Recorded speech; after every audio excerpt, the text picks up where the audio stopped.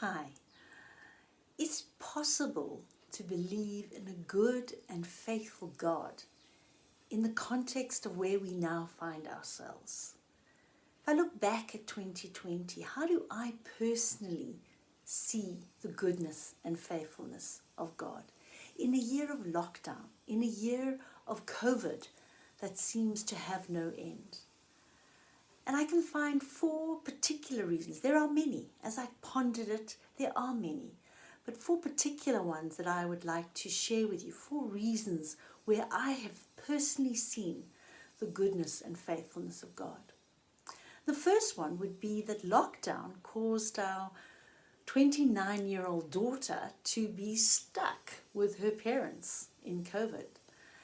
For 10 years, we have lived as just the two of us. 10 years ago, we went through empty nest syndrome. Our daughter was living in Cape Town, happily independent there. But at the end of 2019, she felt in God that she wanted to move back to Joburg and asked if she could stay with us for a season while she found a good home, the right place for her to stay. So she was searching and battling to find something that was economically good, possible for her and all those things. And lockdown happened, and there we were, stuck virtually, or she stuck with us, and with no option to move at all. It had its challenges. We have one small bathroom, and there were 3 of us. And if any of you ladies know, to share a kitchen with another woman, where you both have very strong ideas on how a kitchen should be organized, it has its challenges. But overall, what a blessing. How good of God that we could have our daughter with us to care for each other, to love each other. And it wouldn't have happened if it hadn't been for lockdown. My second reason would be my neighbors. In our white culture, we tend to be quite unfriendly with neighbors. Very polite. Hello, how are you today? How are things going? But in lockdown, my neighbors, and particularly my one neighbor, a single lady, became community, became the people that I could speak to, other than the 3 of us in our household. And she was a blessing to me. She still is a blessing to me. And I pray that I have been a blessing to her as time goes on.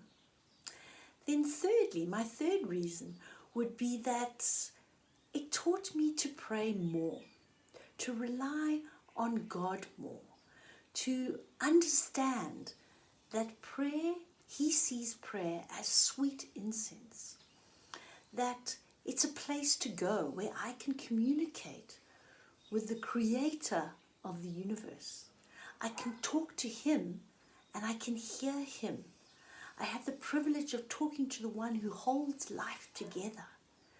And lockdown, I think, with all its challenges and the COVID, has caused us to rely more on Him. And then my final reason would be my change of lifestyle. 2019, we were in a particular church. We were full-time elders. I worked full-time there. We found ourselves at the beginning of 2020 in having left the church, and I was jobless. My husband and daughter, they both had jobs that they continued online, so I really didn't have much to do. And so it fell to me to become, naturally, of course, to become chief cook and bottle washer. How humbling. How the great have fallen, from teacher, preacher, to one who's doing the dishes. And I didn't like it. I fought it at first. I thought, it's not fair, this is not my job.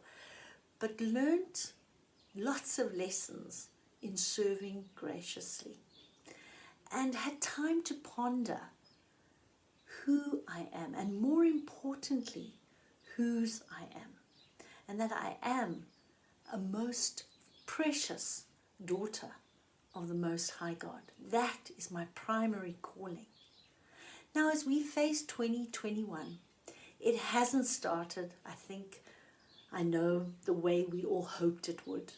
COVID is with us, and even more strongly. How do we carry on? How do we face this year of great uncertainty? actually quite a scary look ahead of us. But I know because of the goodness and faithfulness of God, we can face it with courage, arm in arm with our God, who is so faithful and so good. May you know the comfort of Him who loves you more than you can imagine. If you know Jesus, you are part of His body and He cares passionately for you. God bless you.